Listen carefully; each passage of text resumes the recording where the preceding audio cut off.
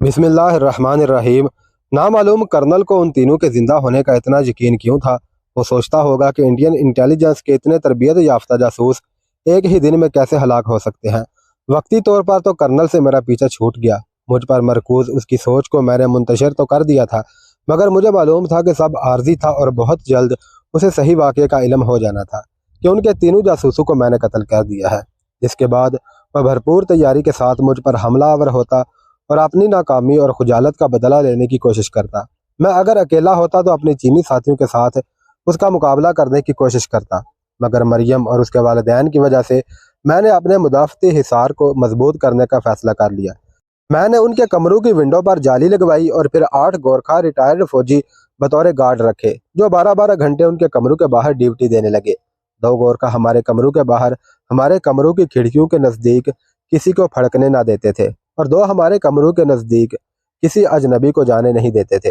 Hotel इंतज़ामिया ने मेरे इस बंदोबस्त पर थोड़ा एहतजाज भी किया, लेकिन मैंने कुछ रीज़न बताकर और कुछ पैसे देकर उनके मुंह बंद कर दिए। मरियम जब रेस्टोरेंट जाती तो 2 चीनियों के अलावा मैं खुद भी साथ जाता। मैंने अपने साथ एक की बजाय 2 पिस्टल, फालतू मैगजीन, गोलियां और गैस सिलेंडर और जहरीली सुइयों का डब्बा रखना शुरू कर दिया था। हमने होटल से बाहर जाना भी बहुत कम कर दिया था और एक तब्दीली ये भी की कि पाकिस्तान जाने वाले मुहाजिरों में पैसे तकसीम करने का काम मैंने मोहसन के ज़िम्मे लगा दिया था। एक रोज़ मैं शेर पंजाब होटल गया। हालात की संगीनी के पेश नज़र मेरा वहाँ जाना बहुत कम हो गया था। सरदार ने जब मेरी इस बेमुरवती का शिकवा किया तो मैंने उसे बताया कि भारतीय सफारत खाना मेरी जान लेने के दर पे हो गया है। मैं मौत से तो नहीं डरता, लेकिन मरियम और उसके वालिदैन की हिफाजत के लिए मेरा जिंदा रहना ज़रूरी है। सरदार ने कुछ देर सोचते हुए कहा कि बादशाहो, तुसी फिक्र क्यों करते हो। मैं 4 गोरखियां नू जानदा वां, बड़े बहादुर ते जान तली ते रख कर तुहाडी हिफाजत करन दे। ते मेरे 2 भतीजे वो आजकल ਇੱਥੇ आए हुए ने। वो मुफ्त ਦੀਆਂ ਰੋਟੀਆਂ बैठ कर तोड़ते ने ਤੇ ਉਹ ਵੀ ਆਪਣੇ ਪਿੰਡ ਵਿੱਚ ਕਿਰਪਾਨ ਤੇ ਬਰਛੀ ਚਲਾਉਣ ਦੇ ਬੜੇ ਮਾਹਰ ਨੇ। ਉਹ ਤੁਹਾਡੀ हिफाजत वास्ते कल ਤੁਹਾਡੇ होटल पहुंच जाएंगे। मैंने उसका शुक्रिया अदा किया और कहा कि मैं पहले ही अपनी हिफाजत का खासा इंतज़ाम कर लिया है और अब मज़ीद इसकी ज़रूरत नहीं है। लेकिन सरदार जी ਜਿਹੜੀ ਗੱਲ ਤੇ ਅੜ ਜਾਂਦੇ ਸੀ, ਉਹਨਾਂ ਨੂੰ ਮਨਾना बड़ा मुश्किल हो जाता सी। अगली सुबह जब मैं उठकर नीचे लॉबी में आया तो 4 गोरखा और 2 उसके भतीजे नीचे लॉबी में बैठे मेरा इंतज़ार कर रहे थे। मेरे पास अब 3 चीनी दोस्तों के अलावा 14 अफराद हमारी हिफाजत के लिए मामूर थे।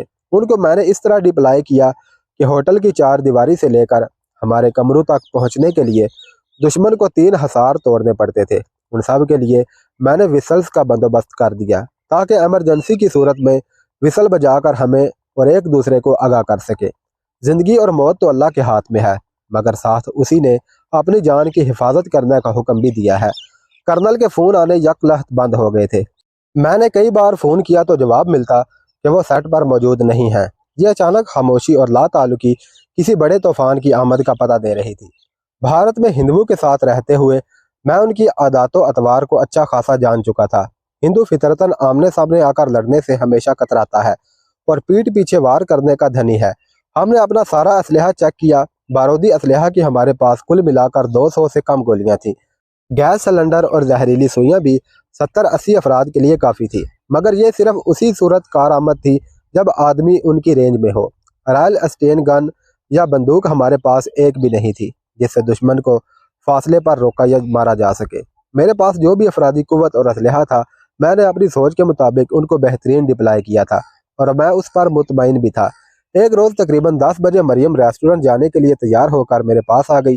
मैं कपड़े तब्दील कर रहा था। वो खिड़की के पास जाकर खड़ी हो गई।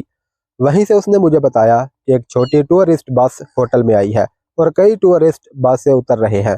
मैं खिड़की के पास आ गया। टूरिस्ट अभी बस से उतर रहे थे और अपना सामान भी ले रहे थे। अपने कद्दो-कामत और शक्लो शबाहत से सब इंडियन लगते थे। सिविलियन लिबास पहने सब में एक कदर मुश्तरक थी। उन सब के बाल फौजी कट में थे, हालांकि उन दिनों फिल्मी फैशन कट का रवाज था। मैं उन्हें बस से उतरते हुए देखता रहा। यकलख्त मुझे खतरे का एहसास हुआ और मैं कई सीढ़ियां फलांगता हुआ रिसेप्शन पर जा पहुंचा। मैंने एक लम्हा ज़ाया किए बगैर रिसेप्शन मैनेजर से कहा कि मेरे फ्लोर पर जितने कमरे खाली हैं सब मेरे नाम पर बुक कर दो। वो हैरान हुआ। वो कुछ मुझसे पूछना चाहता था, मगर मैंने कहा कि अभी और इसी वक्त करो। मैं होटल का मुस्तकिल गाहक था और मैनेजर मेरी अच्छी या बुरी शोहरत से वाकिफ भी था। اس نے فوری طور پر گاہکوں کے قوائف لکھنے والے 10 کارڈ میرے سامنے رکھ دیے۔ میں نے سب کارڈز پر سائن کر دیے۔ اب صورتحال یہ ہو گئی کہ فرسٹ فلور کے 14 کمرے میری کسٹڈی میں آ چکے تھے۔ اس فلور پر بس ایک کمرہ کسی یورپین نے لے رکھا تھا۔ میں نے مینیجر سے کہا کہ جب وہ کمرہ خالی کر کے جائے تو وہ بھی میرے نام پر بک کر دیا جائے۔ اتنی دیر میں ٹورسٹ لابی میں آ گئے۔ ان کے لیڈر نے کمرے بک کرنے کے لیے کہا تو ریسیپشن مینیجر نے کہا کہ صرف گراؤنڈ فلور پر کمرے خالی ہیں، فرسٹ فلور پر کوئی کمرہ خالی نہیں ہے۔ یہ سن کر ان کا لیڈر جھگڑنے لگا اور اس نے کہا کہ ہم نے ٹیلیکس بھیجی تھی کہ ہمیں فرسٹ فلور پر کمرے چاہیے، تو آپ نے وہاں سب کمرے دوسروں کو کیوں دے دیے؟ مینیجر نے ٹیلیکس نکالی اور اسے دکھاتے ہوئے کہا کہ ٹیلیکس کے مطابق آپ کی آمد گزشتہ شام متوقع تھی، مگر آپ لوگ آج پہنچ رہے ہیں۔ ہم نے آج صبح تک آپ لوگوں کا انتظار کیا، مگر آپ لوگ ابھی پہنچ رہے ہو۔ آپ کی آمد سے چند منٹ پہلے یہ فرسٹ فلور پر سب کمرے بک کروا لیے گئے ہیں۔ اس نے کہا کہ جن نئے مہمانوں نے یہ کمرے بک کروائے ہیں آپ ان کو نیچے شفٹ کر دیں اور ہمیں لازماً فرسٹ فلور میں کمرے دلوائیں۔ تو ریسیپشن مینیجر نے کہا کہ یہ کسی مہمان نے بک نہیں کروائے، بلکہ وہ صاحب جو سامنے صوفے پر بیٹھے ہیں، جو ہمارے بہت پرانے کسٹمر بھی ہیں اور کافی عرصے سے یہاں رہ بھی رہے ہیں، انہوں نے بک کروائے ہیں۔ ٹورسٹ کا لیڈر سیدھا میرے پاس آیا اور کہنے لگا کہ میں آپ کا بہت مشکور ہوں گا اگر آپ فرسٹ فلور پر ہمیں کمرے دے دیں گے۔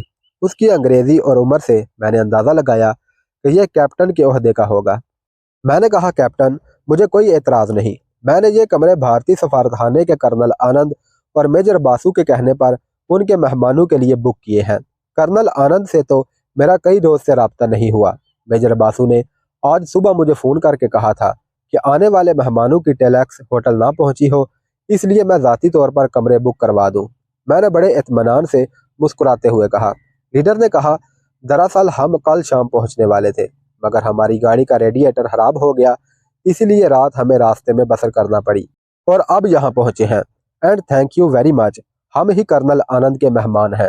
وہ ہمارے ساتھ ہی لکھنؤ کینٹ سے آئے ہیں اور انہیں سفارت خانے چھوڑ کر ہم یہاں آئے ہیں۔ ساری بات تو اپنے کمرے کی کھڑکی سے ان کے فوجی کٹ دیکھ کر مجھے سمجھ آ گئی تھی۔ جو تھوڑا بہت شک تھا وہ اس لیڈر کی باتوں سے پورا ہو گیا اور اب تو میں محض لطف اندوز ہونے کے لیے بات آگے بڑھا رہا تھا۔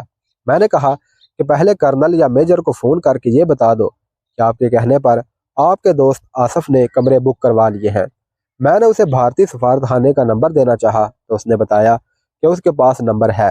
وہ فون کرنے ریسیپشن کی طرف گیا تو میں نے اوپر دیکھا تو مریم فرسٹ فلور کے کوریڈور میں کھڑی مجھے دیکھ رہی تھی۔ اس نے اپنا ہاتھ اوپر کر کے دکھایا کہ اس کے ہاتھ میں پسٹل ہے۔ اس نے آنکھوں میں مجھے اشارہ کیا۔ میں نے دائیں بائیں دیکھا تو چینی دوست نہایت مستعدی سے اپنی پاکٹس میں ہاتھ ڈالے کھڑے تھے۔ ان کی جیبوں میں پسٹل تھے۔ میں نے بھی اپنی جیب میں رکھے پسٹل کی سیفٹی پن کو ہٹا دیا۔ 2 یا 3 منٹ لیڈر بات کرنے کے بعد واپس مڑا تو میں نے اس سے پوچھا کیا بات ہو گئی؟ کمرے تمہارے اور تمہارے دوستوں کے لیے تیار ہیں۔ لیڈر نے کہا کہ ہمیں ضرورت نہیں، یہ کہہ کر اپنے ساتھیوں کو واپس چلنے کا کہا۔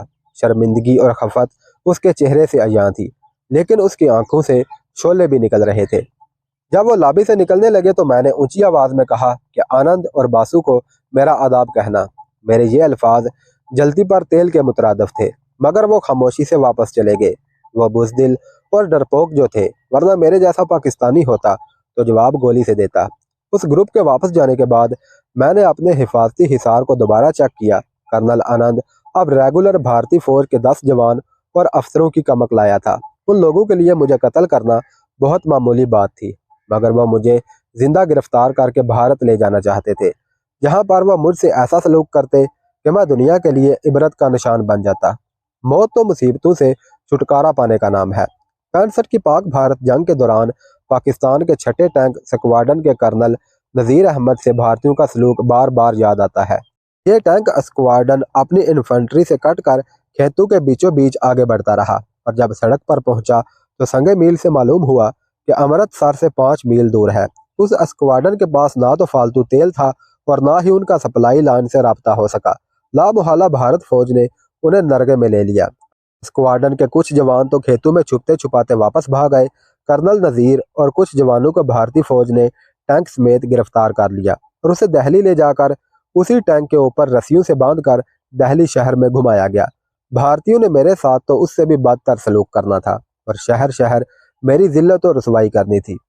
اسی لیے کرنل آنند بھارتی سینا کے 10 حاضر سروس جوانوں اور افسروں کو ساتھ لایا تھا اور انہیں اناپورنا ہوٹل میں میرے ہی فلور پر ٹھہرانا چاہتا تھا تاکہ موقع ملتے ہی مجھے زندہ گرفتار کروا کر بھارت بھیج سکے، پر اتفاقاً میں اس کی چال سمجھ گیا تھا۔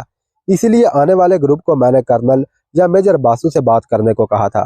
اب ان کا ہوٹل میں ٹھہرنا بے سود تھا اور اسی لیے اب وہ بھارتی سفارتخانے چلے گئے تھے۔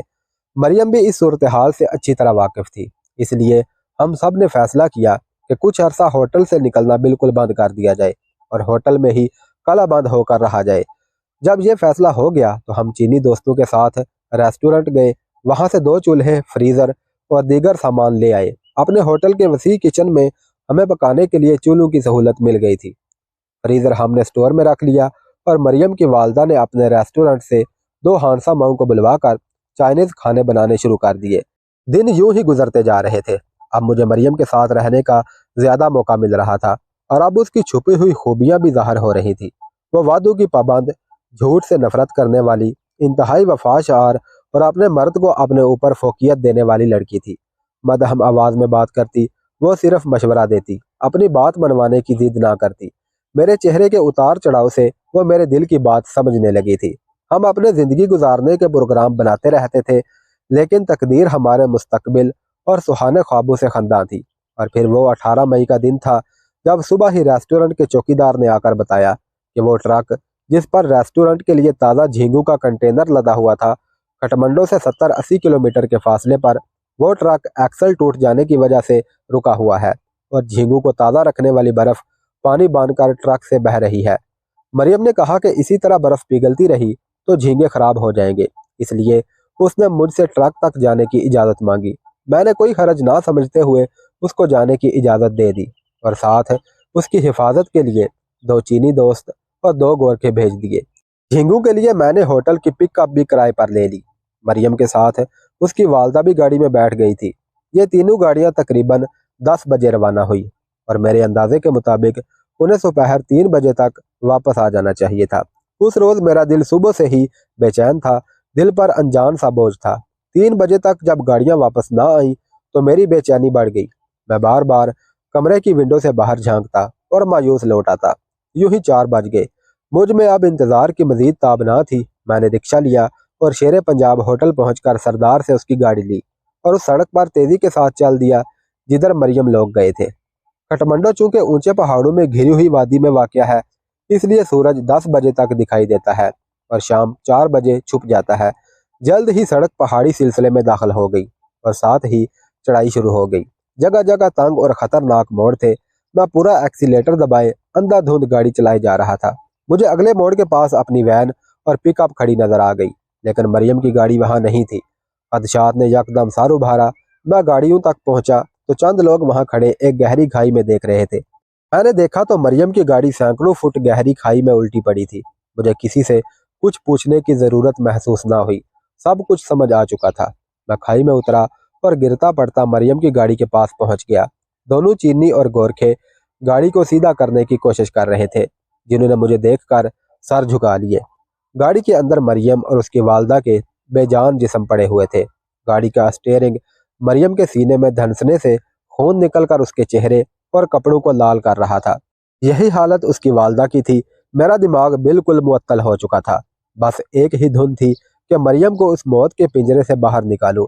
میں نے جیب سے نوٹوں کی گڈی نکالی اور گورکھے کو دیتے ہوئے کہا کہ اوپر کھڑے لوگوں کو نیچے بلاؤ۔ گورکھے نے بلند آواز میں اوپر کھڑے لوگوں کو پکارا اور نوٹوں کی گڈی دکھائی۔ اوپر کھڑے 5-6 آدمی بھاگتے ہوئے نیچے آئے اور سب نے مل کر گاڑی کو سیدھا کیا۔ گاڑی کی چھت آگے اور پیچھے والے حصے پچک گئے تھے۔ سڑک سے یہاں تک پہنچتے ہوئے گاڑی نہ جانے کتنی بار الٹی سیدھی ہوئی ہوگی۔ بڑی مشکل سے ان لوگوں نے دروازہ کھولا۔ میں نے آہستگی سے مریم کے بے جان جسم کو باہر نکالا۔ مریم کے سارے چہرے پر خون جمع ہوا تھا۔ مریم کو ہاتھوں میں اٹھائے میں آہستہ آہستہ اوپر چڑھتا گیا۔ سڑک پر پہنچ کر میں نے مریم کی باڈی کو گاڑی کی پچھلی سیٹ پر لٹا دیا۔ میرے ہاتھ، کپڑے، حتیٰ کہ چہرہ تک مریم کے خون سے سرخ ہو گئے تھے۔ مجھے اس وقت کسی اور کا کوئی خیال نہ تھا۔ میں نے گاڑی سٹارٹ کی، اسی سپیڈ سے واپسی چلاتے ہوئے گاڑی پھنسی کے کمپاؤنڈ میں لا کھڑی کی۔ کمپاؤنڈ میں بچے کھیل رہے تھے۔ میں گاڑی سے اترا تو خون سے لتھڑے میرے چہرے، ہاتھوں और कपड़ों को देखकर बच्चे रोते हुए भाग खड़े हुए। गोरखा चौकीदार भी बच्चों की चीखें सुनकर मेरी तरफ आया, लेकिन मेरी हालत देखकर दूर ही खड़ा हो गया और उसने अपनी ककड़ी निकाल ली। मेरी हालत ये थी कि उस वक्त दुनिया का कोई हथियार भी मुझे मेरे इरादों से बाज नहीं रख सकता था। मैंने बरामदे में लगी कॉल बेल मुसलसल बजानी शुरू कर दी और जब फसी घर से बाहर आया तो मेरा हाथ घंटी से हटा। फसी मेरी हालत देखकर परेशान हो गया। वो समझा मैं जख्मी हूँ। उसने कहा आओ तुम्हें डॉक्टर के पास ले चलता हूँ। ये कहकर वो पलटा तो मैंने उसे बाजू से पकड़ लिया और कहा फसी साहब, आप मेरी असलियत से वाकिफ हो। बड़ी मुसीबतों को मैंने हंसते हुए झेला है। मैंने कभी भी किसी से रहम की भीख नहीं मांगी, मगर आज ये जिंदा लाश जो आपके सामने खड़ी है आपसे भीख मांगती है। मुझे मायूस ना कीजिए। मरियम मुझे हमेशा के लिए छोड़कर चली गई है। आपके सिवा कोई दिखाई नहीं देता जो मुझ लावारस की मदद करे। प्लीज़ मरियम के कफन दफन का इंतज़ाम कर दे। मैं जल्द अज जल्द इस जख्मों से चूर लाश को दफन करना चाहता हूँ। तकरीबन सभी मुहाजिरों को मेरे और मरियम के ताल्लुक का पता था और फसी भी चिंगवा रेस्टोरेंट जाता रहता था। फसी ने पूछा कि ये सब कैसे हुआ। मैंने कहा कि कार एक्सीडेंट में। उसने कहा कि ये अब मेरी जिम्मेदारी है, तुम बेफिक्र हो जाओ, मैं अभी सब इंतजामात कराता हूँ। वो अंदर खवातीन को बताने और इंतज़ाम करने चला गया। मैं वापस गाड़ी में आया और मरियम का सर अपनी गोद में रख कर जाने उससे क्या कहता रहा। मैंने मरियम की पेशानी पर बोसा दिया और इतनी देर में फसी की आवाज़ आई अब बस भी कर दो। ना जाने वो कितनी देर से खड़े थे। औरतें चारपाई लेकर आई थी। मैंने मरियम को उठाया और चारपाई पर लेटा दिया। फसी ने मुझे गले लगाया और हौसला दिया। उसने मुझे अपने कपड़े ला कर दिए और कहा कि नहा कर कपड़े बदल लो ताकि नमाज जनाजा में शरीक हो सको। रात 10:30 बजे 10-12 आदमी दीवे की रोशनी में मरियम को दफनाकर वापस लौटे। लावारसों के जनाजे और कफन दफन ऐसे ही हुआ करते हैं। जनाजे से वापसी के बाद फसी के बेहद इसरार पर मैंने चाय का एक कप पिया और वापस अपने होटल आ गया तो मालूम हुआ कि चीनी दोस्त मरियम की वालदा की लाश लेकर सीधे चिंगवा होटल चले गए हैं और उन्होंने ही मरियम के वालिद को इस हादसे की खबर भी सुना दी थी। मरियम का वालिद भी अपने घर चला गया था। दूसरे रोज मरियम की वालदा को भी उसके पहलू में दफन कर दिया गया। मुझे बार बार एक ही ख्याल आ रहा था कि मरियम कार हादसे में फौत नहीं हुई बल्कि उसे जहर के इंजेक्शनों से हलाक किया गया है और ये इंजेक्शन देने में हर उस मजाज अथॉरिटी का हाथ है जो खटमंडों में बिला वजह मेरे क्याम को तूल दे रहे थे। कभी मैं कहता कि हो सकता था कि शादी के बाद मरियम का रवैया मेरे साथ बदल जाता और उसकी मोहब्बत में वो शिद्दत ना रहती जो अब थी और कुदरत ये चाहती थी कि अब हम एक दूसरे से जुदा हो जाए। मरियम तो चंद लम्हों की तकलीफ सहकर आराम की नींद सो गई। शायद कुदरत अभी भी मुझ पर मेहरबान थी जो वो मजीद मुझे मुसीबत में डालना नहीं चाहती थी। 20 मई को मरियम के घर में दोनों माँ बेटी के इसाले सवाब के लिए महफिल हुई जिसमें सब मुहाजिरों के अलावा फसी ने बमा अहले खाना शिरकत की।